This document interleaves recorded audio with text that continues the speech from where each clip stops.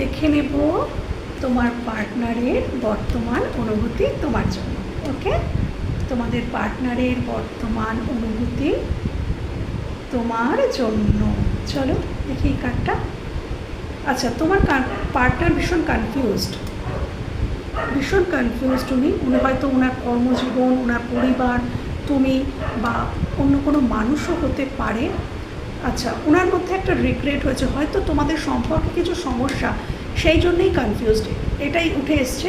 তার মধ্যে একটা রিগ্রেট কাজ করছে, হয়তো তোমাদের সম্পর্কের মধ্যে কিছুটা দূরত্ব চলে এসছে, তো সেই জন্য সেটা নিয়ে কিন্তু সে ভীষণ রিগ্রেট করছে এবং কনফিউশন এই কারণেই। দেখে নেব আমি আরেকটা কার্ড। সে এটাই ভাবছে যে এই সম্পর্কটা আবার কি করে স্বচ্ছতা আসে, যে সম্পর্কটা একটু নষ্ট হয়ে গেছে, সম্পর্কটার মধ্যে দূরত্ব চলে এসছে, সেটা নিয়ে তার কনফিউশন, এবং সে চাইছে সম্পর্কটা আবারও আগের জায়গায় আনতে, কিন্তু কিভাবে আনবে সেটাই